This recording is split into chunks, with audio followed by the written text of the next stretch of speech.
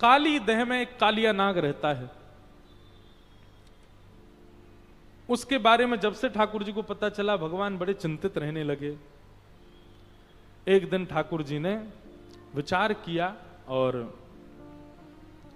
सोचा कि कालिया नाग को कैसे भगाऊं मैं। भगाने में कोई दिक्कत नहीं है, पर हमारे साथ में जो बलराम जी रहते हैं ये भी तो शेष नाग हैं। अब नाग के आगे दूसरे नाग को मारेंगे तो ये तो बुरा मान जाएंगे। तो ऐसा कुछ किया जाए कि एक दिन बलराम जी हमारे साथ खेलने नहीं जाए वन में, तो ये काम हो सकता है। तभी एक धेनुकासुर नाम का एक दैत्य था, वो गधे के रूप में था। ग्वाल बालों ने जाकर के ठाकुर जी से शिकायत करी, बोले लाला एक धेनुकासुर नाम को दैत्य है, वो हमको फल ना खान दे वन में ते, तू वाकू मार दे। ठाकुर जी बोले सबरे राक्षसन को मारवे को ठेका मैंने लियो है। जे बलराम दादा कछु करे ना, पड़ो पड़ो पूरे दिन बैठो रे, या तो मरवाओ एक आधे। दाऊ दादा उठ के बैठ गए, बोले अरे हम कोई कम है का, लाला तू आराम कर, हम जा रहे हैं आज।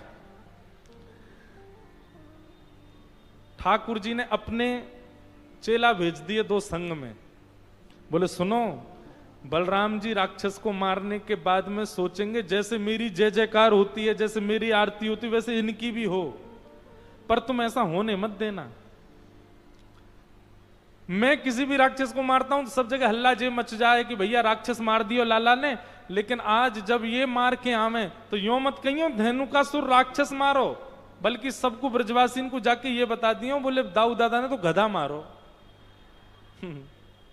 ठाकुर जी बड़े चतुर हैं हमारे। था तो वो असुरी, था तो वो राक्षसी, और महाराज बलराम जी ने बड़ी मशक्कत करके उसको मारा। बलराम जी बोले अब हमारी भी पूजा होएगी, सब ब्रजमंडल में हमारी जय जयकार होएगी, सब हम पे पुष्प बरसाएंगे। मधुमंगल श्रीदामा ये दो ठाकुर जी ने भेजे। अरे दाऊ दादा की जय हो, अरे हमारे कन्हैया ने इतनो बड़ो राक्षस तो कभी ना मारो जितनो बड़ो दाऊ दादा ने मारो है। दाऊ दादा बोले सुन तुम दोनों एक काम करो, मुंह से पहले दौड़ के चले जाओ, पूरे वृंदावन में खबर फैला दो, गोपियां अटारी पे आ जाएंगी, मैया यशोदा थाल लेकर के और दीप लेके आवेगी, मेरी आरती उतारेगी, सब मेरी जय जयकार करेंगे। लेकिन कोई तो यूं मत कहियो मैंने कही है कि ऐसो कह दो, तुम बस जाके हल्ला कर दो पूरे वृंदावन में। मधुमंगल श्रीदामा बोले जो आ गया। मधुमंगल श्रीदामा दौड़ करके पहले ही वृंदावन में पहुंच गए और सबसे जाकर के कहें दाऊ दादा ने गधा मार दियो, आज दाऊ दादा ने गधा मारो है। अरे भैया देखो दाऊ दादा कोई ना मिलो तो गधा मारे आए, बेचारे निर्दोष जीव मारे आए। दोनों ने जाकर के ऐसी बात कर दी। अब जैसे ही दाऊ दादा आए, दाऊ दादा के मन में तो थी बहुत सम्मान होएगा, लेकिन यहां तो सब अपना मुंह बंद करें और जोर जोर से हंसें। दाऊ दादा बोले आप लोग सब हंस क्यों रहे हो? बोले दाऊ दादा तुम्हें कोई और ना मिलो, कन्हैया की होड़ कर रहे हो हैं, राक्षस तो मारो ना गयो, एक बार मारे आए, गधाएं मारे आए हो तुम तो। दाऊ दादा बोले तुमसे कौन ने कही गधा? अरे वो गधा हो लेकिन वो राक्षस। बोले हमें सब पता हो, बात मत बनाओ, गधाएं मारे। अरे राम राम राम, बस निर्दोष जीव मार दियो। दाऊ दादा को बड़ो गुस्सा आयो। दाऊ दादा ने जैसे ठाकुर जी की ओर देखी, ठाकुर जी चौकड़ी मार मार के हंस रहे हैं। बोले जरूर लाला तेरी करतूत होगी जे। ठाकुर जी कहें क्षमा कर दो। बोले ना है लाला, या की क्षमा नहीं मिलेगी, तेने मेरा अपमान करवाया। सुन ले मेरी बात, कल ते तू अपने सखान के संग अलग जा, हम अलग जाएंगे, ना खेलूंगा तेरे संग में। बोलो वृंदावन बिहारी लाल की जय। दाऊ दादा बोले कल ते लाला मैं अलग रहूंगा, तू अलग रहे। ठाकुर जी चाहते तो 2 मिनट में मना लेते, सब बात राजी कर लेते, लेकिन ठाकुर जी बोले एक ही दिन ही अलग रहना, बस फिर तो मैं परसों तो मना लूंगा।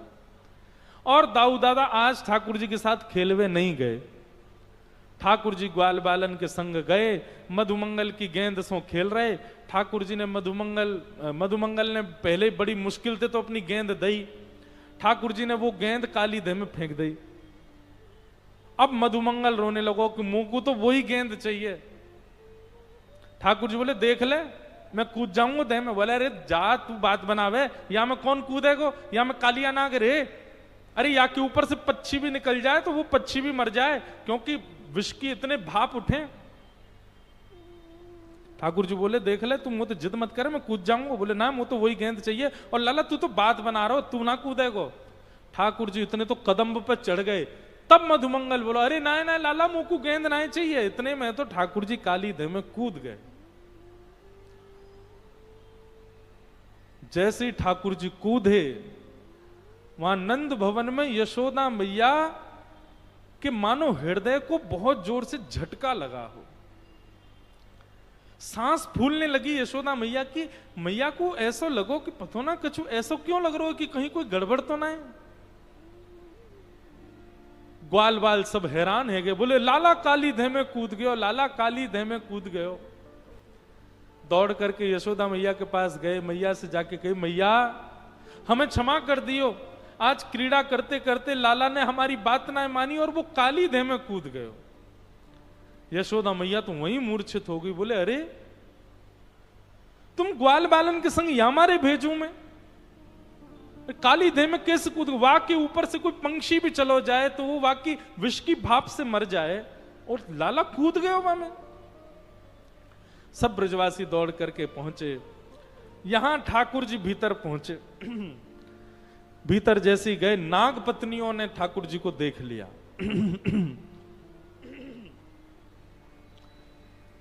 नाग पत्नियों ने ठाकुर जी के रूप को देख करके, सौंदर्य को देख करके वो पहचान गई कि सामान्य नहीं है, नहीं तो अभी तक तो मृत्यु हो जाती।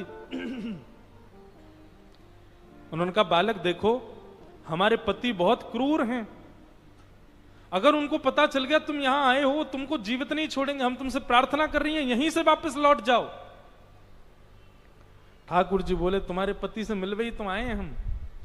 नाग पत्नियां बोली तुम हो कौन, अभी तक तुम जीवित कैसे हो, इतने विषैले जल में तुम कैसे बैठे हो? ठाकुर जी बोले सब पता चल जाएगी, ये बताओ तुम्हारा पति कहां है? नाग पत्नियां बोली इतनी जोर से मत बोलो, उठ जाएंगे वो। ठाकुर जी ने इतने में ही देखो दूर कालिया नाग सो रहा है। भगवान दौड़ करके गए और सीधे उसके फन पर एक लात मारी। जैसे ही लात मारी, इतने में ही महाराज विशाल कालिया नाग, हजारों फन हैं उसके, खड़ा हो गया ठाकुर जी के सामने। और जैसे ही उसने ठाकुर जी को मारने के लिए फन नीचे किया, भगवान थोड़े पीछे हो गए तो फन आकर के भगवान के चरणों में लगा। भगवान बोले अब तेरी मृत्यु टल गई, आया तो था मैं तुझे मारने तक, तेने मुंह प्रणाम कर लियो, अब तो मारूंगा नहीं मैं, लेकिन सबक तो तुझे सिखाऊंगा। कालिया नाग बोला ये बालक जीवित कैसे है? ठाकुर जी बोले इन सब में विचार मत करे। तुरंत ठाकुर जी कालिया नाग के फण के ऊपर चढ़ गए, और जिस फण को वो निकालता है भगवान को डसने के लिए, ठाकुर जी उसी फण पर अपना चरण रखते हैं। इतनी द्रुत गति से भगवान कालिया नाग के सिर पर कूद रहे हैं, यहां से वहां। आकाश में खड़े देवता जब इस लीला का दर्शन करते हैं, उनको लगता है ठाकुर जी नृत्य कर रहे हैं।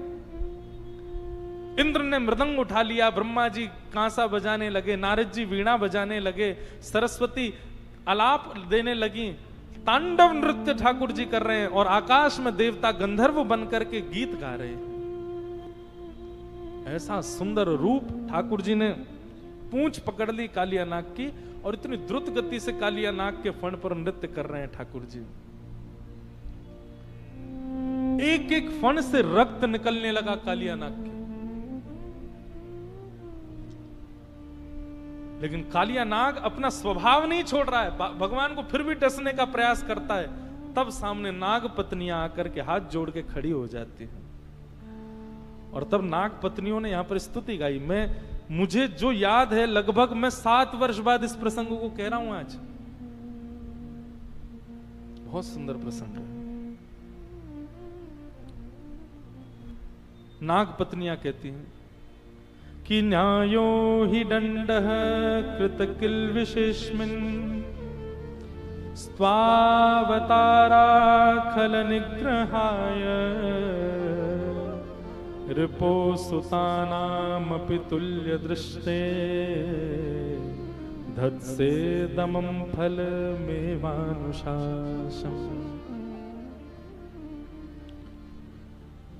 हे नाथ, निश्चित ही हमारे पति ने कोई पुण्य किया होगा। क्यों? क्योंकि आपके चरण कमल किसी को सामान्यतः प्राप्त नहीं होते। भगवान के अनावृत चरणों का स्पर्श सबको प्राप्त नहीं हुआ, पर धन्य है हमारे पति कालिया नाग कि उन्होंने निश्चित ही कोई पुण्य किया होगा जो आपके चरण कमल उनके सिर पर विराजमान हो गए हैं। हे नाथ,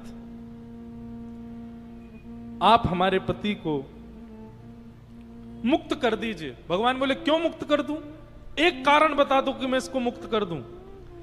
तब यहां पर नाग पत्नियों ने कितनी चतुर बात कही। बोले कि भगवान, व्यक्ति की मृत्यु काम, क्रोध, लोभ, ईर्षा, द्वेष, अभिनिवेश, अहंता, ममता, चिंता आदि आदि विषयों में पढ़कर के होती है।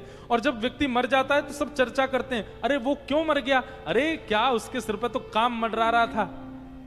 लोग चर्चा करते हैं वो क्यों मर गया? उसके सिर पे तो पुत्र का मोह मंडरा रहा था, वो क्यों मर गया? बोले उसके तो चित्त में व्यापार की बड़ी चिंता मंडरा रही थी। कल को लोग पूछेंगे कालिया नाग कैसे मर गया, तो सब कहेंगे उसके सिर पर कृष्ण मंडरा रहे थे। इसका मतलब श्री कृष्ण जिसके सिर पर विराजमान हो उसकी मृत्यु नहीं होनी चाहिए। नाथ, हम तो आपकी भलाई के लिए कह रहे हैं, हमारे पति को छोड़ दो। भगवान बोले हे नाग पत्नियों, मैं तुम्हारी इस भाव से रीझ गया हूं। तुम्हारा जो ये भाव है, इसके कारण इसको नहीं छोड़ रहा हूं, मैं तुम्हारे कारण छोड़ूंगा। तब नाग पत्नियों ने ये श्लोक भागवत में 3 बार आता है। गोपियां कहती हैं, नाग पत्नियां कहती हैं कि न नाक पृष्ठम न च पारमेष्ठम न सार्वभौमम न रसाधिपत्यम न योग सिद्धे पुनर्भवम वा वांछन्ति यत्पादरज प्रपन्ना। हे नाथ, हमें अब कुछ नहीं चाहिए, बस हमको एक वरदान दे दीजिए। क्या? हम में और हमारे आने वाले जितने भी वंश के नाग हों, सबके फण पर आपके ये चरण चिन्ह सदा बने रहे। बस और कुछ नहीं चाहिए नाग। नागों के फण पर जो चिन्ह दिखाई देता है, ये श्री कृष्ण के चरणार विंद हैं। ये नाग पत्नियों के द्वारा वरदान मांगा है। वांछन्ति यत् पाद रज प्रपन्नाः। हे ठाकुर जी, आपके केवल चरण चिन्ह हमारे सिर पर सदा के लिए अंकित हो जाएं, हमें और कुछ नहीं चाहिए। भगवान उन नाग पत्नियों से इतने प्रसन्न हो गए। बंधुओं, एक बात मैं कहूं, आपत्ति कालेन गृहिणी परीक्षा। व्यक्ति के जीवन में आपत्ति काल जब आता है तब उसकी पत्नी ही उसको बचा सकती है। वो व्यक्ति हार जाएगा, वो व्यक्ति निश्चित है फेल हो जाएगा जिस व्यक्ति की पत्नी ने उसके अंतिम समय में या फिर उसके कठिन समय में उसका साथ नहीं दिया। हमारी एक प्रार्थना है, जितनी भी माताएं बहनें बैठी हैं, माताओं का हृदय इतना कोमल होता है, वो जरा सी बात पे भावुक हो जाती हैं। आप हो जाया करो भावुक, लेकिन जब विषम परिस्थिति आ गई हो परिवार में और विशेष रूप से पति के ऊपर, उस समय कैसे भी करके आप अपने आप को संभाल लीजिएगा, रोइएगा मत। उस समय आप यदि स्तंभ होकर के खड़ी हो गई तो आपके पति को कोई कुछ नहीं कह सकता, यह बात निश्चित है। भगवान इस बात को कहते हैं यहां पर। बोले कालिया नाग की सामर्थ्य नहीं कि वो मेरे हाथ से बच जाए, केवल आप लोगों की वजह से बच रहा है। तो भगवान कहते आपत्ति कालीन गृहिणी परीक्षा। व्यक्ति के विषम परिस्थिति में उसकी गृहिणी का तप ही उसको बचाएगा, उसकी पत्नी का बल ही उसको बचाएगा। इसलिए परिवार में कभी विषम परिस्थिति आए, पति के ऊपर विषम परिस्थिति आए, उस काल में उस समय पर गृहिणी बस अपने आंसुओं को सुखा दे। उस समय रोए ना, उस समय विचलित होए ना, उस समय खड़ी हो जाए एक स्तंभ के भांति, एक पत्थर के भांति, और उस समय बुद्धि विवेक का ध्यान रखे। उसके पति को कोई भी हरा नहीं पाएगा उस समय पर। शास्त्रों में आज्ञा लिखी है कितना भी बड़ा तप कर लो, कितना भी बड़ा जप कर लो, कितनी भी बड़े अनुष्ठान कर लो, आप सूर्य को उदय होने से कभी नहीं रोक सकते। सूर्य तो उदय होगा, लेकिन केवल और केवल पतिव्रता नारी में यह सामर्थ्य है, यदि वो सूर्य को आज्ञा कर दे कि आज उदय मत होना, तो सूर्य भी उदय नहीं होगा, यदि नारी पतिव्रता है तो। एक कथा आती है शास्त्रों में, एक पतिव्रता नारी थी, उसके पति को श्राप दे दिया कि सूर्य उदय होते ही तुम्हारे पति का वध हो जाएगा, तुम्हारे पति की मृत्यु हो जाएगी। पतिव्रता नारी थी, रात में ही आसन पर बैठ गई और सूर्य नारायण भगवान से कह दिया, उदय हो मत जाना, यदि मेरा पातिव्रत धर्म हो, उदय नहीं होगे। 7 दिन तक अंधेरा रहा, सूर्य उदय हुआ ही नहीं। फिर जिसने श्राप दिया उसने आकर के पत्नी के चरणों में आकर के नाक रगड़ करके क्षमा मांगी। क्यों 7 दिन तक सूर्योदय नहीं हुआ? पृथ्वी पर हाहाकार मच गया, लोग मरने लगे। सूर्य उदय यदि रोज नहीं होगा तो एक ऐसी वायु में कीटाणु आ जाएंगे जो जिनका हम केवल ले भर लें तो उसी मात्र से मृत्यु हो जाएगी।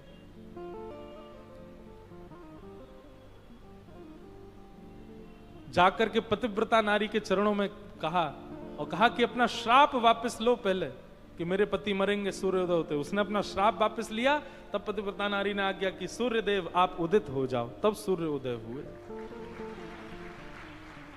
किसी भी जब तप तपस्या में इतनी सामर्थ्य नहीं वो सूर्य को रोक सके, केवल पतिव्रता नारी में ये सामर्थ्य है।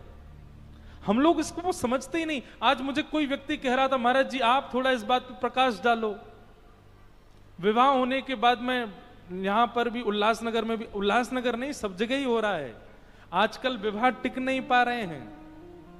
लोग बाग ये सैक्रिफाइस नाम की वस्तु बनाई क्यों है संसार में? सबको करना पड़ता है। आज के युवा में, आज के व्यक्ति में सहन शक्ति खत्म हो चुकी है। अरे हमारी माता पिताओं ने भी सहा है, हमारे दादा परदादाओं ने भी सहा है, सब सहते हैं। जब कोई व्यक्ति आपके अति समीप में रहता है, दोष उसमें दिखता है। दूध का धुला संसार में कोई नहीं होता, पर उस दोष के कारण आप उसका त्याग कर दो, ये उचित नहीं है। आप अपने पत्नी व्रत, अपने पति व्रत का पालन करो, वो चाहे जैसा हो। मैं सदैव कथा में कहा करता हूं, यदि पति दूषित है और पत्नी अपने पति के प्रति पतिव्रता पालन करती है, तो उसके पातिव व्रत से वो एक दिन सुधर जाएगा। पत्नी के चित्त में कोई कुसंगता है या कोई दूषितता है, पति यदि अपनी पत्नी व्रत का पालन करे तो उसके पत्नी व्रत से पत्नी सुधर जाएगी। थोड़ा समय तो दीजिए। या वर्ष 2 वर्ष बाद ही हम लोग अलग हो जाते हैं। ये विदेशी कल्चर क्यों आ रहा है हमारे भारत में? थोड़ी सहनशीलता बढ़ाइए अपनी।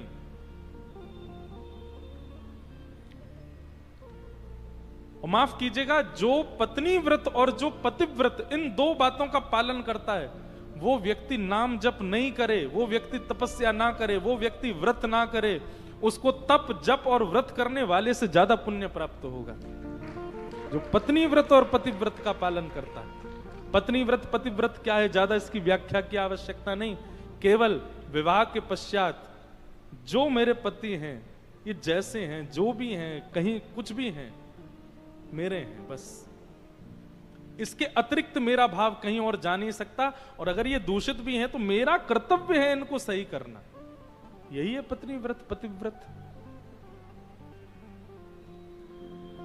भगवान ने स्पष्ट कर दिया, बोले हे नाग पत्नियों, तुम्हारे पति में तो इतना बल नहीं कि वो मेरे हाथ से बच के भाग सके, लेकिन तुम्हारे पातिव्रत धर्म की वजह से मैं इसको मुक्त करता हूं। कालिया नाग को भगवान ने आज्ञा कर दी, बोले शुक्र मनाओ, तुम्हारी पत्नियां अच्छी हैं इसलिए तुम बच गए हो। तुम्हें मृत्यु तो नहीं दे रहा हूं, लेकिन जाओ यमुना जी छोड़ करके चले जाओ। और कालिया नाग यमुना जी का त्याग करके वहां से प्रभाषित क्षेत्र की ओर चला गया। बोलो भक्त वत्सल भगवान की जय। ब्रजमंडल में 2 बार आग लगी, दोनों बार भगवान पी गए। एक बार सबके सामने पी गए और एक बार बिना दिखाए पी गए। जिस दिन दिखा करके पिया, भगवान ने तुरंत सबके नेत्रों में माया डाल दी, मतलब सब भूल गए कि ठाकुर जी ने अग्नि का पान किया है।